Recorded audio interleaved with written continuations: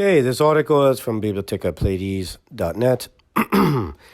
The chapter would be Devil Vision, Chapter 8. The section will be called Insult to Inquiry. In addition to the advanced surveillances of government, many private individuals are using clandestine surveillance for their personal advantage.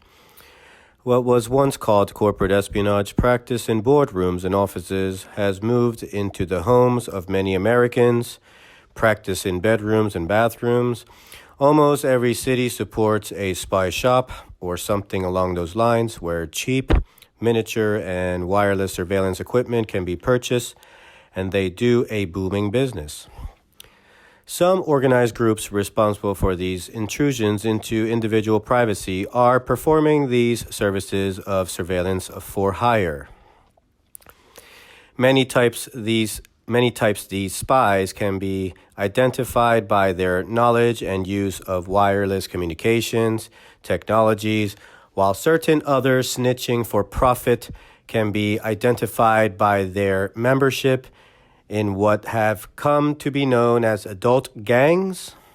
These adult gangs often include off-duty law enforcement personnel or retired intelligence agents who are privy to state-of-the-art technology.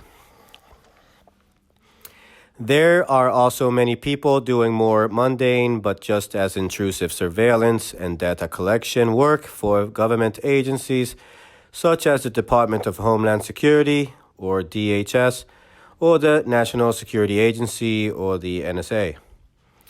The recent and ongoing debacle concerning blanket immunity for telecommunications companies and their illegal wiretapping activities is just one example of that. Lawmaking such as the Patriot Act, committed by the appointee and his cadre of traitors during the last 8 years, also indicates that government is intent on destroying the privacy of citizens. Occasionally, but less often, are the so-called paparazzi journalists. A worst-case scenario with satanic overtones has been identified in the book Monarch, the New Phoenix Program. Another aspect of the program is Revenge Incorporated. Angry ex-spouses or business partners may enroll someone they wish to have revenge over for a price.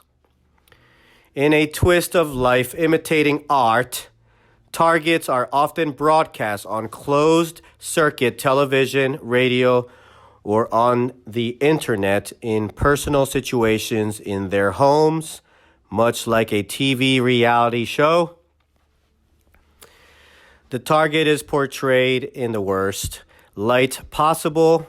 The target is portrayed in the worst light possible to amuse the paying audience.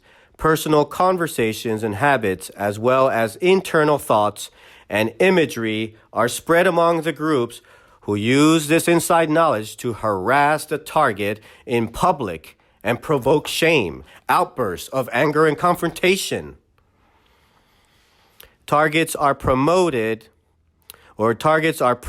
by their remote technology to speak on sensitive topics or in a manner that will offend and motivate these private groups to participate.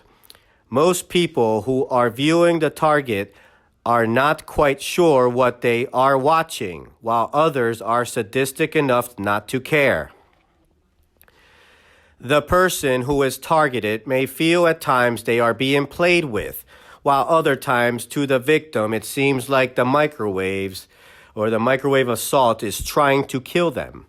Make no mistake, the objective is to incarcerate the victim into a mental facility, a penal institution, or to force a suicide. Occasionally, a target is murdered, generally in kind of a sweepstakes-like game that usually happens around full moon.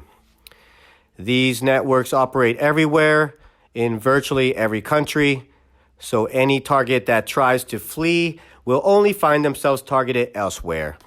Anyone who attempts to help a target or reveal the hidden aspects of the program will themselves become a target. Perfecting the psychology of control is also an important goal of MHS. Psychologists, much like biscuit teams, are employed to tailor programs to the individual that will exploit their personal or ethnic weaknesses. Psychology classifies about 34 distinct personality types, and learning how to control a certain type of individual can be applied to similar personality types or cultures in future operations.